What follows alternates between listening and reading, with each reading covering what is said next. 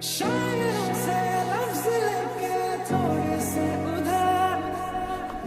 আলাইকুম ডাক্তার সাহেব। ডাক্তার সাহেব, ইদানিং না আমি কিছু খেলে আমার পেটটা খালি ফুলে থাকে। ডাক্তার সাহেব, আমি আপনাকে আমার দুঃখের কথা কি বলবো?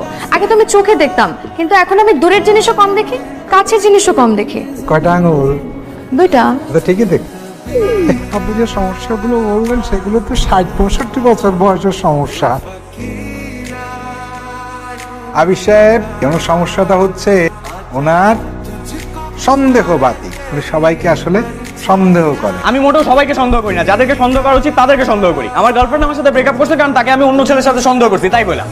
ঠিকই তো আছে, আপনার মতন মানুষের সাথে এরকমই হওয়া উচিত। কি বলেন আপনি? আমার মতো মানুষ মানে আপনি কি বলতে চাইছেন? হ্যাঁ প্লিজ প্লিজ প্লিজ, আপনারা নিজেদের মধ্যে এরকম ঝগড়া করবেন না। আপনারা শান্ত হন, শান্ত হন, ঝগড়া জায়গা না। সরি। আমাকে কিছু বললেন? বললাম সরি, আপনার সাথে ওখানে মিসবিহেভ করাটা একদমই ঠিক হয়নি। ইটস ওকে, আমিও সরি। আমারও আপনার সাথে এভাবে ঝগড়া করা উচিত হয়নি। আপনি কোথায় যাচ্ছেন? বাসায় যাচ্ছি। চলো আপনাকে নামাই দিই। কেন? আপনি আমাকে নামিয়ে দিবেন কেন? না না না, ওরকম কিছু না।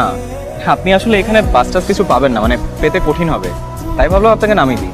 কোনো সমস্যা নেই, আমার গাড়ি আছে। আপনার গাড়ি আছে? রাস্তায় দাঁড়িয়ে আছেন কেন? দাঁড়িয়ে আছি মানে আসলে আমার গাড়ি না, আমার বয়ফ্রেন্ডের গাড়ি। তো আসছি অন দ্য ওয়ে, তো আমি ওয়েট করছি আর কি, এই কারণে রাস্তায় দাঁড়িয়ে আছি, আর কিছু না। ঠিক আছে। এই রিক্সা!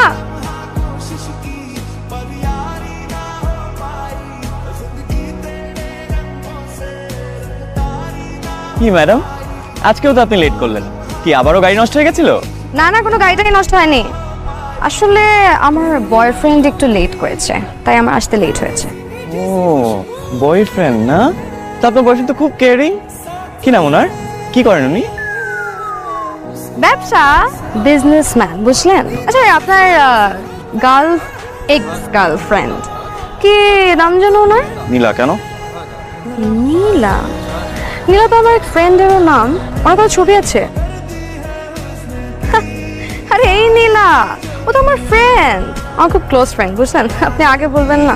আপনি ওকে চেনেন? হ্যাঁ, আমার খুব আগের ফ্রেন্ড, বুঝছেন? গত পরশু দিনও দেখা হয়েছে। হ্যাঁ ধরেন, আগে বলবেন না? হ্যালো। হ্যালো কেয়া, আমি আবির।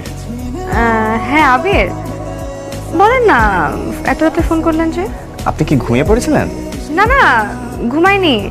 আসলে এখন আমি আমার বয়ফ্রেন্ডের সাথে কথা বলি তো ঘুমাইনি। বলেন না। আসলে আপনার কাছ থেকে একটা হেল্প দরকার। আপনি বলেছিলেন না নীলাকে চেনেন? ও হ্যাঁ, তো কি হেল্প লাগবে বলেন?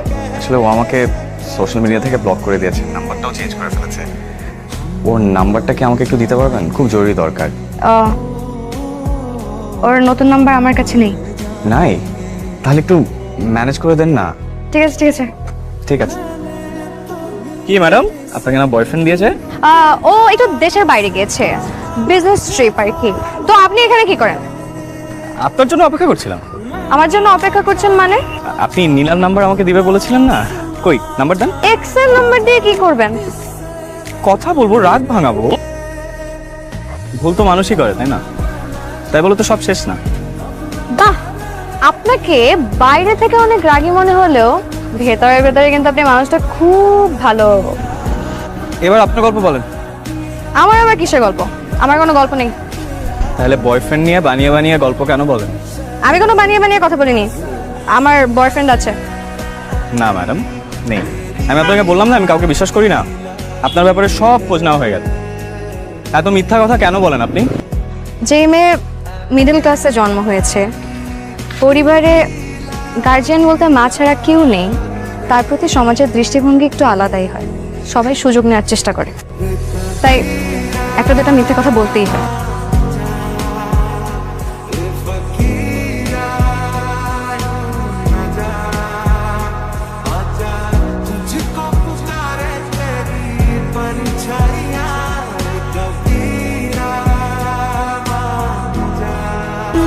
কখন তো